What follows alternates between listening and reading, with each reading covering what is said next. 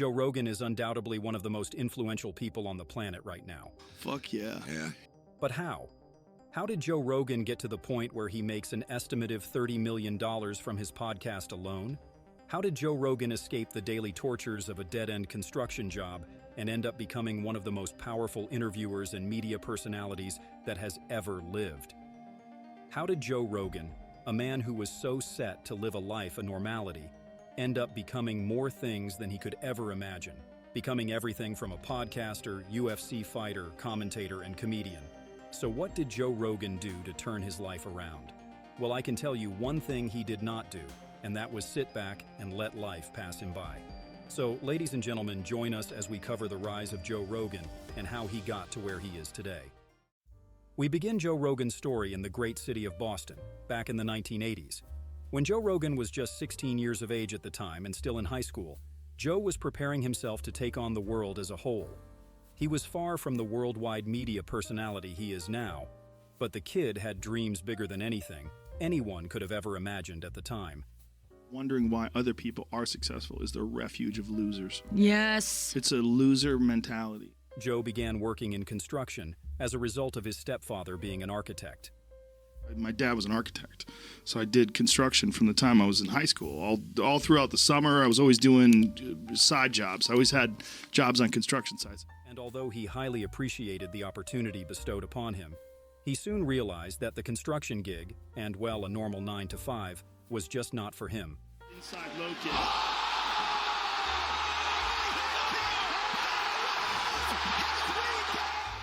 Joe's priorities laid elsewhere, in fact, because at the same time, Joe had already become quite skilled in a number of different martial arts, which at the time, he considered to be a bold alternative to a normal job.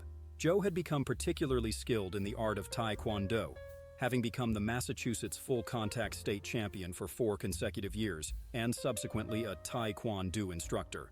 However, Joe quickly realized that the future of Taekwondo was incredibly unclear, and began to have doubts about whether or not it was sustainable. The main problems that you face is you're worried about paying your bills. This is when he decided to take up boxing and kickboxing as an alternative, though both alternatives quickly fizzled out due to Joe having similar perceptions about the two sports, whilst also being afraid of life-threatening injuries that could be caused by kicks to the head. This is when Joe, age 21, decided to take up his new and soon-to-be successful career path, comedy. It was his martial arts buddies that convinced Joe to try stand-up comedy, as a result of all the times Joe made them laugh at tournaments. This push would culminate in Joe performing his first stand-up gig on the 27th of August 1988 at a little bar in Boston known as the Stitches. However, Joe's performance was far from a memorable one, stating that none of his jokes landed, which meant that he was served a nice slice of humble pie. This didn't deter him, though, as he began to fall in love with creating comedy, which left him in a pretty uncomfortable situation, as he had to now pick between pursuing a career in comedy or continuing martial arts. I don't know what to do. Yeah. We're going to figure this out. It made me nervous. This was obviously an incredibly hard decision to make, but Joe went with his gut and decided to pick the pathway with better overall prospects, which was comedy. Joe would solidify this decision by becoming a full-time comedian and relocating to New York City, where he started out by performing gigs at strip clubs and bachelor parties. Joe would spend 6 years honing his craft before moving to Los Angeles, where he would land his first major gig with MTV in a show called Half Hour Comedy Hour. This experience would then land him a role in a comedic baseball TV series called Hardball. These experiences would snowball, subsequently landing him further roles in shows such as News Radio and becoming a regular at a comedy store in LA.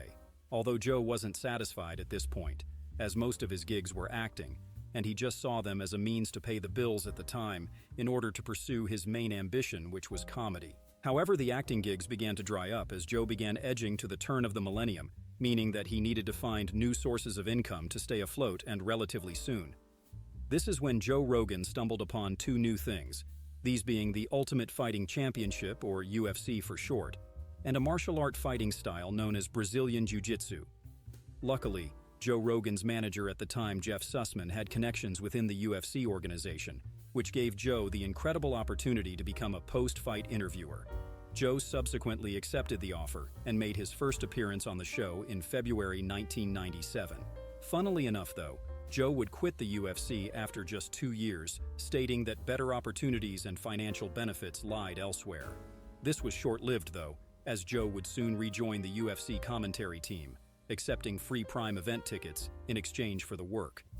Joe ended up commentating on 15 of these matches for this exchange, after which he would fully rejoin the commentary team and accept real payments. He'd continue with this gig at least until the early 2000s, where Joe would pick up his most notorious acting job. Fear Factor, a show that was dubbed as one of the craziest of its time, whereby it forced contestants to face brutal challenges in exchange for a sizable cash prize. Joe initially thought that the show would instantly flop and confessed that he only took the role to help bolster up his own comedy material. This was not the case, however, as the show did astronomically well and was a major hit in US television. The show was comprised of some crazy challenges that ranged from mental car stunts, eating live insects, and fighting the host of the show itself, Joe Rogan. Regardless of the show's success, Joe soon became tired with the monotonous work the show provided, and to Joe's luck, the show ended up being canceled due to a highly inappropriate stunt performed in season 6. Joe was happy enough about this situation, as he had managed to make enough money to never have to worry about his finances again, all while becoming a recognizable figure. This meant that from 2005 to 2009, Joe now had no obligations to anyone or anything, meaning he could pursue whatever endeavors he wanted, while also having the financial freedom to aid in those pursuits. Joe would again focus on bolstering up his comedy material while working as a UFC commentator on the side. Then, in 2009, Joe Rogan would begin his most notable endeavor yet, which would catapult him into the limelight and make him a household name. His podcast, The Joe Rogan Experience. Picture this, it's December 24th, 2009, Christmas Eve, and you're Joe Rogan and you're upset that your wife made you move back to LA from Colorado. Calm down, fuckface. So what do you do to cheer yourself up? You begin a podcast on Ustream and promote it to your loyal fans on joerogan.net.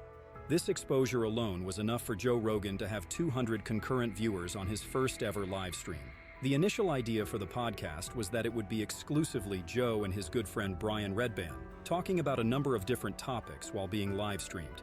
The live stream aspect was crucial, as it would allow viewers to give real-time feedback on Ustream and Twitter. Joe and Brian quickly realized that talking between themselves over and over was a bit stale, and so after just 2 episodes they began to introduce new guests to the show, with Ari Shaffir being the first ever guest of the show. Therefore, Joe decided the new objective for the podcast was to simply have lighthearted but interesting conversations with people he enjoyed talking to. This meant that most of Joe's first guests on the show were people he was associated in some way, be it from acting, comedy, or the UFC. These guests included big names such as Joey Diaz and Duncan Trussell.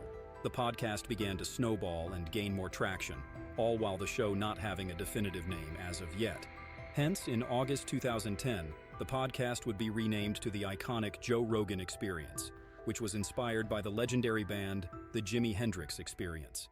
As the show progressed, it kept getting bigger and bigger, which meant that more notable figures could be swayed into appearing on the show, which later proved that the format worked with any type of media personality.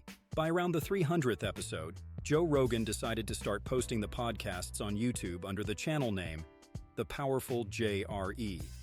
This type of content was not typical for YouTube at the time, but Joe saw an opportunity to reach a larger audience, and after all, it cost him nothing to repost his own content.